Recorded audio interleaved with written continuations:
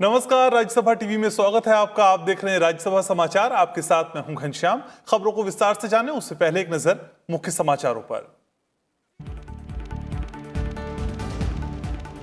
देश की सीमाओं पर किसी भी आकस्मिक स्थिति से निपटने को तैयार है भारतीय सेना। रक्षा मंत्री राजनाथ सिंह ने लद्दाख में सीमा पर हाल के घटनाक्रम पर राज्यसभा में दिया बयान। कहा, चीन की कथनी और करनी में अंतर। भारत की अखंडता और संप्रभुता की रक्षा के लिए जताई सरकार की प्रतिबद्धता।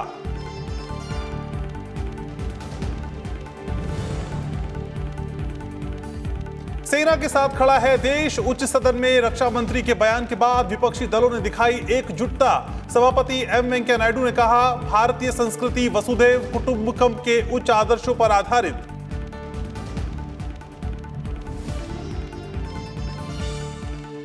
अगले साल की शुरुआत में उपलब्ध हो सकती है कोविड-19 वैक्सीन। कोरोना महामारी और सरकार के कदमों पर चर्चा के जवाब के दौरान केंद्रीय स्वास्थ्य मंत्री डॉक्टर हर्षवर्धन ने जताई उम्मीद। कहा, देश में कोरोना संक्रमित कुल मामलों में मृतकों की तादाद 1% से कम रखने का प्रयास।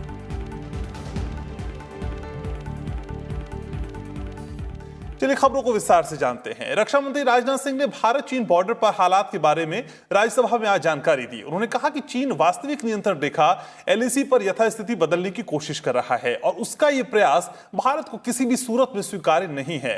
रक्षा मंत्री ने कहा कि भारत अपनी अखंडता और संप्रभुता की रक्षा के लिए प्रतिबद्ध है। सरकार देश के मस्तक को किसी भी कीमत पर झुकने नहीं देगी और भारतीय सेना के जवान देश की सीमाओं पर किसी भी आकस्मिक स्थिति से निपटने के लिए पूरी तरह तैयार हैं। रक्षा मंत्री राजनाथ सिंह ने राज्यसभा में गुरुवार को अपने बयान में ये बात कही। राजनाथ सिंह लद्दाख क्षेत्र में सीमा पर हाल के घटनाक्रम के बारे में राज्यसभा में जानकारी दे रहे थे। उन्होंने कहा कि बीते दिनों गलवान घाटी में चीन की ओर से सीमा पर यथास्थिति बदलने की कोशिश की गई, लेकिन भारतीय सेना ने चीन की इस हरकत का संयम और शौर्य के साथ जवाब दिया। चीन की गतिविधियों से यह पूरी तरह से स्पष्ट है, उसकी कथनी और उसकी करनी में अंतर है। और इसका प्रमाण है कि जब डिस्कशंस चल ही रहे थे, चीन की तरफ से 29 और 30 अगस्त की रात को प्रोवोकेटिव माने उकसाने वाली, भड़काने वाली है सैनिक कार्रवाई की गई, तो चीन की तरफ से की गई, भारत की तरफ से नहीं की गई। चाइनीज साइड ने एलएसी और अपने अंदरूनी क्षेत्रों में बड़ी संख्या में सैनिक टुकड़ियां और गोला बारूद मोबिलाइज किया हुआ है। चीन की कार्रवाई के जवाब में हमारी आर्म फोर्सेस ने भी इन क्षेत्रों में उपयुक्त काउंटर डिप्लॉयमेंट्स किए हैं ताकि भारत की सीमा पूरी तरह से सुरक्षित रहे। रक्षा मंत्री ने कहा कि चीन की कार्रवाई विभिन्न द्विपक्षीय समझौतों के साथ साथ 1993 और 1996 के समझौतों के विरुद्ध है। उन्होंने सदन में सदस्यों को ये भी बताया कि भारत ने चीन को ये स्पष्ट कर दिया है कि दोनों देशों के बीच संबंध तभी सामान्य हो सकते हैं जब चीन सीमा पर शांति के लिए पहले से हुए समझौते का पालन करे। रक्षा मंत्री ने ये भी कहा कि स्थिति से निपटने के लिए जितने कड़े कदम उठाने पड़े, भारत उठाएगा। और हमने चाइना को डिप्लोमेटिक तथा मिलिट्री चैनल्स के माध्यम से यह अवगत करा दिया, इस प्रकार की गतिविधियां यथास्थिति को यानी स्टेटस को एक तरफा बदलने का प्रयास है। और यह भी साफ कर दिया कि ये प्रयास हमें किसी भी सूरत में सभापति महोदय मंजूर नहीं है। यह दो टूक शब्दों में यह चाइना को बता दिया गया है।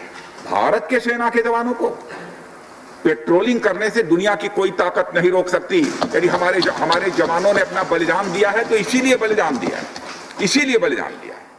रक्षा मंत्री ने बताया कि भारत सरकार ने सीमा पर बुनियादी ढांचे के विकास के लिए बजट दोगुना कर दिया है। रक्षा मंत्री ने कहा कि पूरा देश सेना के साथ है और देश हित में कोई भी कदम उठाने से सरकार पीछे नहीं हटेगी। सदन के नेता विपक्ष गुलाम नबी आजाद ने रक्षा मंत्री के बयान पर कहा कि कांग्रेस पार्टी इस मुद्दे पर पूरी तरह सेना और सरकार के साथ है। देश की एकता और अखंडता के लिए जो उन्होंने कुर्बानी दी है, हम उस कुर्बानी में बराबर की उनके साथ कुर्बानी देने के लिए तैयार हैं। देते भी रहे हैं, देते भी रहेंगे। इसलिए अपनी पार्टी की तरफ से मैं ये कहूंगा कि हम इस मुद्दे को लेकर, चाइना के मुद्दे को लेकर सरकार के साथ बराबर खड़े हैं। रक्षा मंत्री के बयान के बाद सभी दलों के सांसदों ने एक सुर में सेना की बहादुरी को सलाम किया। सदस्यों ने कहा कि पूरा देश जवानों के साथ खड़ा है। रक्षा मंत्री ने सभी दलों की ओर से एकजुटता जाहिर करने के लिए आभार जताया।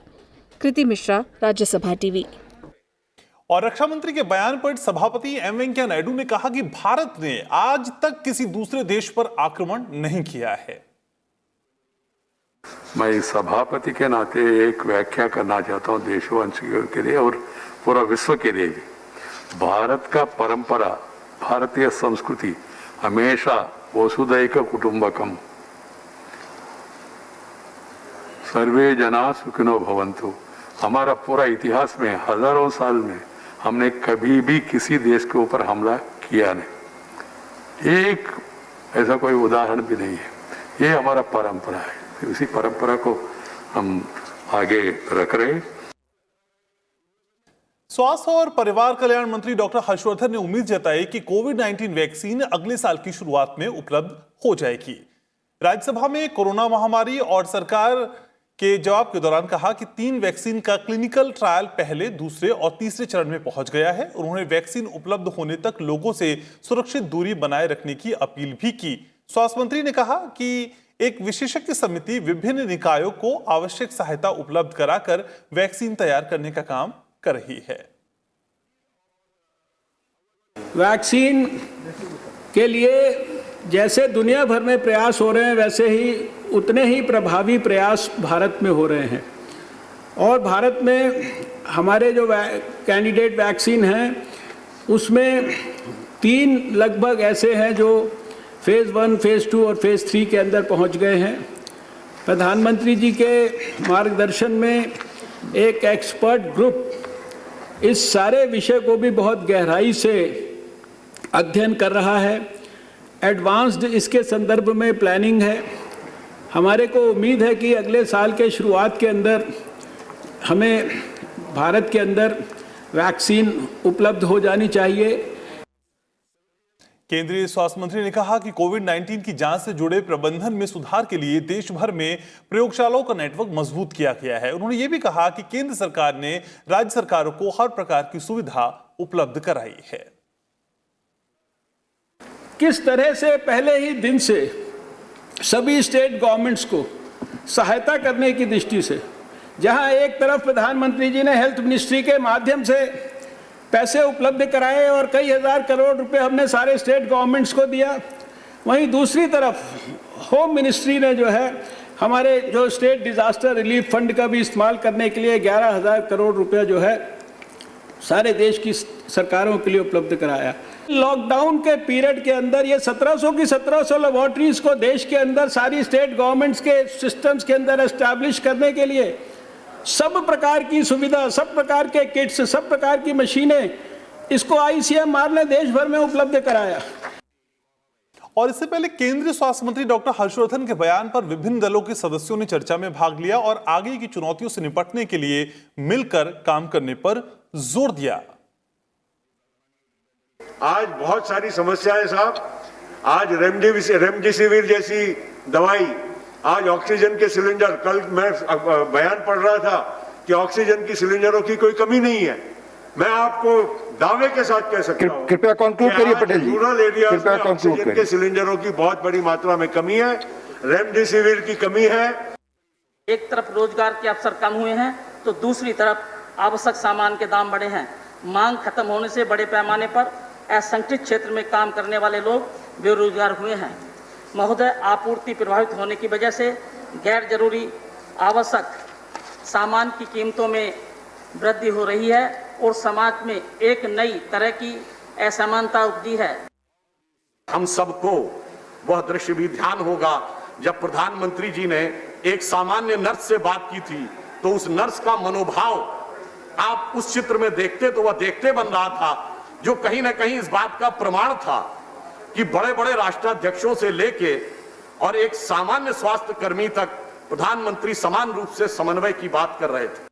Since we have a large and young population, government should be overcautious and should rigorously monitor the quality, safety and efficacy of the vaccine.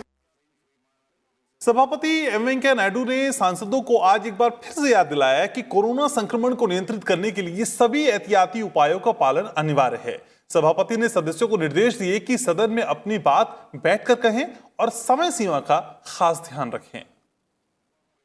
सभापति एम वेंकैया नायडू ने सदन की कार्यवाही के सुचारू संचालन के लिए सांसदों को फिर याद दिलाया कि कोरोना संक्रमण को नियंत्रित करने के लिए सभी एहतियाती उपायों का पालन अनिवार्य है।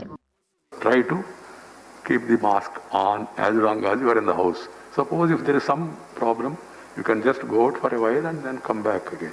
सभापति एम वेंकैया नायडू ने ये भी कहा कि सभी सदस्यों को आवंटित समय सीमा का पालन करना चाहिए। सभापति ने विपक्ष के नेता और अन्य पार्टी नेताओं से ये सुनिश्चित करने का आग्रह किया कि सभी सदस्य आवंटित समय का पालन करें और सदस्यों के बीच समय के विभाजन को लेकर स्पष्टता हो। The guidance is that the deputy chairman will tell the member 1 minute before, please conclude. If the member do not adhere to that, waiting for another half a minute, then he will be calling the next person. And whatever the next person is speaking, that will go on record. The other thing will not go on record. This is for the better facilitation of the functioning of the house. सभापति ने सदस्यों को निर्देश दिए कि वे सदन में अपनी बात बैठकर कहें। Members has to sit and speak. This is also a new practice. Sit and speak. Normally we stand and speak. That is the rule also earlier.